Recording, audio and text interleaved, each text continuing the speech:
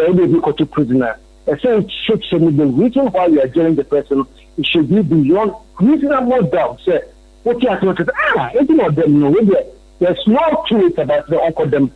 Well, it is beyond reasonable doubt. Well, I'm very, very, very happy. We're very, very happy like it was. When you say I told you, no, and then it me. The meaning from the BR, no, because trial there, no, were prison. Wow.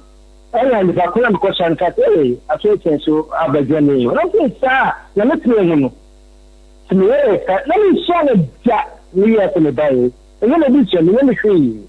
And you bank case the Bible and the TV room, but I don't know. Wow. It's a prison and Shiano.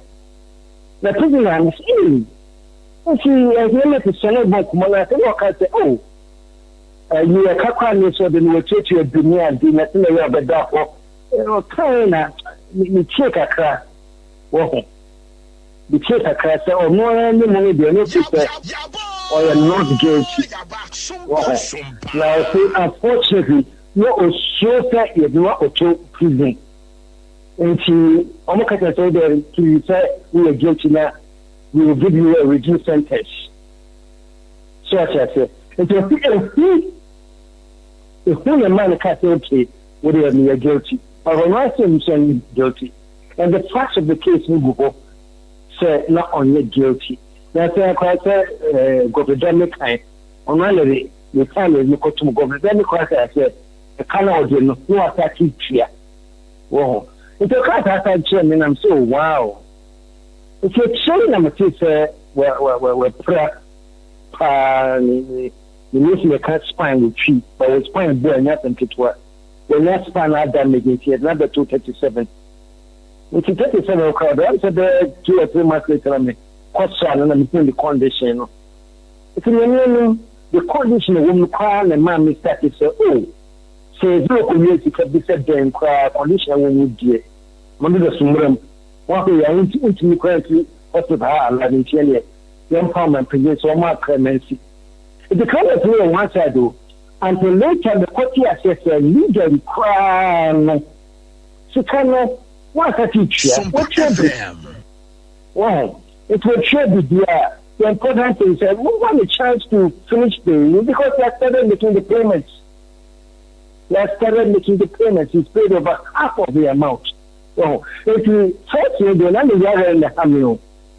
So next time it's in the beer. Now what do you ready for the beer here? Namia Numa no wood, Manuda Summa, Marco. Yeah. You know the clemency. But beyond the clemency contribution, the legal case itself from Ukraine, I said I'm not clear, Papa. Yeah. I've also the view of court, it's the beyond reasonable doubt. So they go to prisoner. Essien should say the reason why you are jailing the person, it should be beyond reasonable doubt. Say, what you are talking about? It's not them. No, there's no truth about the uncle them. Well, it is beyond reasonable doubt. But let me get I have doubts. My judgment, I said, justice now answer down quickly, Papa. I have doubts. It's really like a home and I'm start a petition online. So number 1, the clemency, no. Number 2, the Brana Catano, which is they are taking a continuation. I mean, a petition. I had online, I'm for signing, I'm for 50 years, why I'm and where I'm teaching a man the bill. If it's your kind, I must be a very happy man. Maybe I am an extremely happy man. And I just pray, so when you're about to be here and na promoting, oh, the health no any year. After the health, no, the rest of the legal issue cover the court in no, and also a better they say, why should I will be outside? Nipple, be a home so. So you might have made some mistakes here and there, but nothing that warrants say among the 15 years of hard labor. I will tell the chair boy. To say them for more. We think for my what to teach him. What do you mean?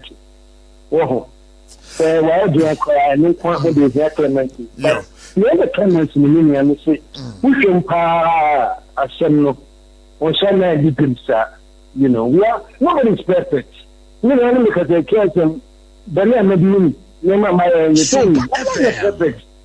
We are from but we should be sometimes we say, we take video here and there, but we have a chance. You think on a choir media men who drive or Ghana hat set one more now cover a event yeta a brew mono. The latest one on our brand here Carlos Caloni. Wabra already the nature spinters through demolishing exercise be a coso is this sojaphobia aquaco bruno. Yeah, besides, what's your take on this particular issue? Oh, I should just find a no. I hear that in some investigations been made, they should be arrested and face the law. I don't know what the law has said. Say assault to say they should face the law, and if it means they are imprisonment, then they go to prison. You know, what is happening in our country is when I'm out for committed crimes. Now, I'm a SOMPA. And they make kind of say, and Brandon Yeduma. Some Brandon actors say, what assault to journalists? For what reason? And you're journalists to cry, assault, what will be a prano? That's a crime. It's in patrol P, it's a crime there, you're so. Na welcome my court. Na some embarrassment you know. You know this oh. So for another you have a check bra no still are we innocent in the guilty. I'm no. But what to Brandia, what for Brandia? It's a medical to very simple in my view. You know, and you get there say soldier new police new because they were immune from the law. And if it's a law no catches you, then I say you're punishing something in Brano Ekano. And that's my view on that. Oh, sir, Ghana High, idea. As I'm for do drona ye bromoa and Kwankusiaga. The other one is GJ president, no about Casa, that's something. I foolish case. We know Oman Peninga Case. 1 year, I should share and some more Memuhano. They should go and investigate. But do you feel, say, this time around, the president would have that teeth and that kind of capacity to bite at any other person or be involved in this particular issue, not to issue a white paper on the findings coming out from ABR, the CID headquarters? The baby as my better take issue whatever they are actually. So I say case for class or to be chimney and vanity and chimney. Oh, there's a police here and also the military the same crime. Now you see issue whatever. Now what Palaba, now what policy one and now what policy be checking say only a bonny to you say. Then they take the law. Oh. So what if I say if you shot them, you actually the question here, you're bunny play. So it's not to your plan all of that week. What if I know the wearing? Every something and say, I play the your bunny or the 37 or the one or none of that way, one will play. And also, I thought I want to say, today, the mechanic say, what's from Brana immediately now? Let's say so. Now I knew the mechanic say, yes, I did Kofakui. Now, the final last time I finished to be a good point be the journalists and the media people in the answer. I say, take it stand. You know, so you're two from one, the other, so you're more protest, you're two more ways on you see, you're 2 months on you see. Let's say perfectly says the money I draw for one is not over this Ghana. Yeah, TV news, yeah, Caribbean news, newspapers in Yajuma. Everything related to the media comes to a complete halt. For one week, I let the perpetrators in their pension. Oh, if you learn some media for if it happens, you don't make us on the video. So I cannot buy a coffee, I am one night, and see. No, there's a point that you're sure to say, no, the culture, you keep victimizing our people, and that is not right.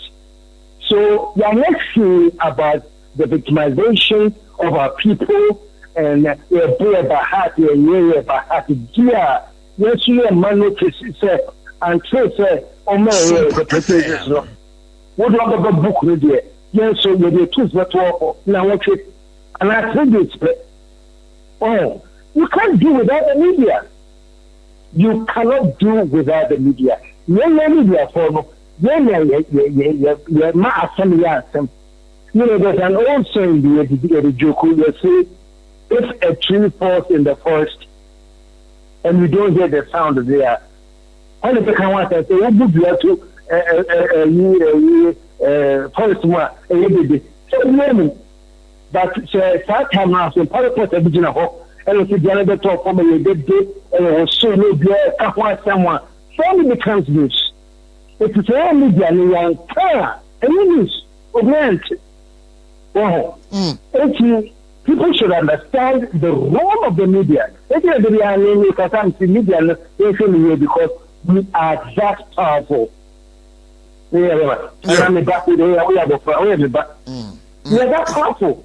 Three branches of government, executive, legislature, and judiciary. Media is the fourth estate. We are that powerful. Well, if the media is doing its job the way you're supposed to do it, we are powerful saying all the three branches of government. Well, so we know media, so I say because the role we are playing is enormous. So that is what we say. Which name is there about heart? Now, which is here to say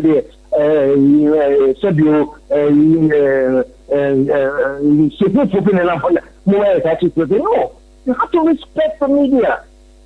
If you tell me, say, GJ reports the next time any media person is unlawfully assaulted, they clarify on unlawfully assaulted, right? Even assaulted, period, and it is proven that the assault was unlawful. Assault behind lawful anyway. Media for any reason, I dare consider. If this thing continues to happen, we are going to get to the point where we, the media, too, will lay down our tools. We'll be at SOMPA, we'll be at Kasa. Any media. We'll continue to Metro, we'll continue to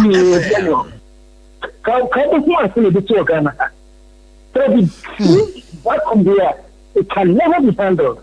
So, the Pamucho, their media follow, it calls on us, and they're very, very responsible because that's what we do.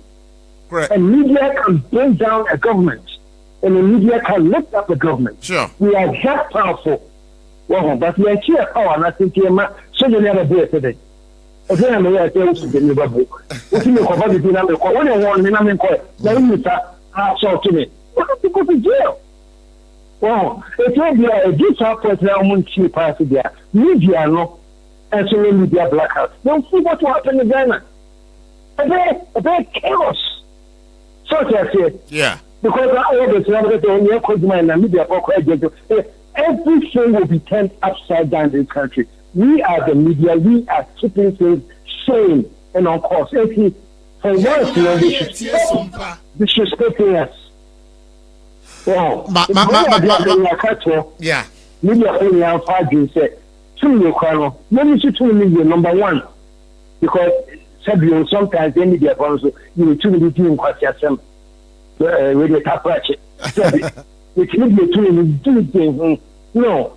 You only show the right and the power to have rights. So you show one password. The kind of impact we make in this nation, never. They're Syria, but my community, but SOMPA for we are looking up to you, sir. One day we invite you and for God and country on your show, KSM show. Matthew. So the number. Sending the WhatsApp box. All right. Let me see who contact. Me contact about that. You didn't come about show. That's why. Matthew. Hey, senior.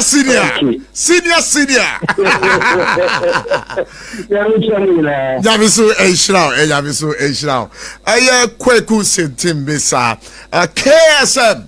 And after 7 they did come on, and of course he's condemned it right here. That as a walker as a journalist, for one day you take yɛnyɛ yɛkyerɛ yɛndue radio news bia yɛnka yɛnkɔ tv so wɔmoyɛ ɔmadeɛ wɔmonyɛ yɛhwɛ sɛ ɔbɛtumi atena ha abare bi so ayɛ no a wohwɛ sɛ ɔmabore a ne yɛtetie guɔ mo so yɛyaa ne yɛtua mo ɛbɛyɛ sɛ ɔbɛtumi atena kurom wọ́n mo nya nsa. yẹn yẹ di mo nsẹm kọ bọ. yẹn yẹ bọ mo ho dawuro. eti mo nya abotire ma ye. o nya asẹm a yẹ soso. asẹm ne yẹ ya. na you're on mic musu mo bẹ hwẹ. you're on mic musu mo bẹ hwẹ. o ti yẹ. mi maa kọ aba that's how mic ni si so. mic ni esi wo enim wa sọ mic no. o sẹ.